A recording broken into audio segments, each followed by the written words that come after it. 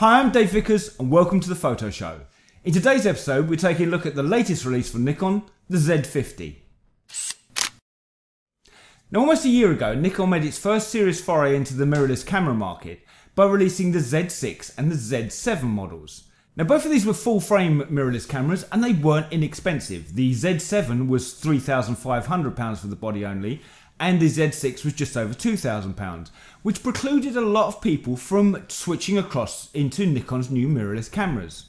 Now, Nikon have now addressed that by releasing the third in the Z series of cameras, and they're calling it the Z50.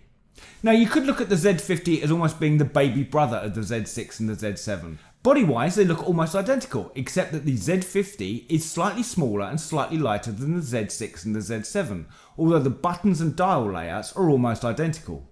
As the name suggests, the Z50 will have Nikon's new Z-type lens mount as well. And although Nikon have a number of lenses in this line so far and adding to it as they go along, you can also get what Nikon are calling an F to Z adapter, which will allow you to use the older style F lenses on the new Z bodies. So what does the Z50 got to offer? Well, first off, it's a crop sensor size camera. Compared to the Z6 and Z7 that were full size sensors, the Z50 has a 20.9 megapixel APSC size sensor. And Nikon have paired this with their latest X-Speed 6 processor. ISO range on the Z50 is the same as you get on the bigger brother, the Z6, and it's ISO 100 to ISO 51200. The maximum shutter speed on the Z50 is 1/4000th of a second, which is less than you're getting on the Z6 and Z7, but it will also shoot at 11 frames per second. The autofocus on the Z50 is the same system as you're getting on the Z6, albeit that you do have less autofocus points, but that's down to the fact that it has a smaller sensor size. So the Z50 has 209 autofocus points, all of which are both phase and contrast detection.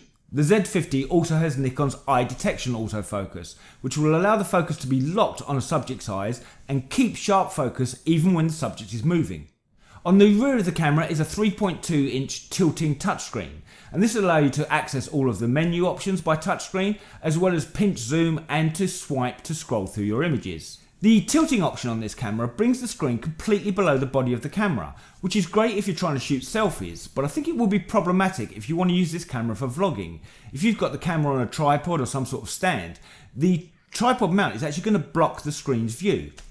Image stabilization. There's no image stabilization built into the body of the Z50, although a lot of the Z series lenses do have image stabilization within them.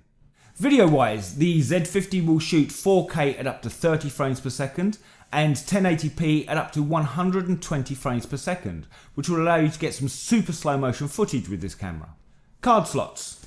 Now, card slots was a big issue when the Z6 and Z7 was released because they both had a single card slot. And I'm afraid the story is the same with the Z50. The Z50 has a single SD card slot. Price wise, now that's the question everyone's going to be asking about the Z50. The Z6 and Z7 were not cheap cameras. The Z6 was just over £2,000 and the Z7 was £3,500 for the body only.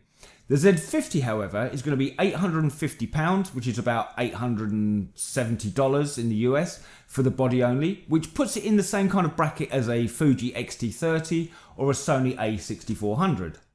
Pre-orders are being taken now for the Z50, but it will be available in the shop sometime in November 2019. So what do you think of the Nikon Z50? Do you think this is the camera that's going to persuade a lot of Nikon users to jump across into the mirrorless market? And how do you think it's going to compete with the likes of the Fuji X-T30 or Sony's A6400? Let me know in the comments below. I'd love to know what you think.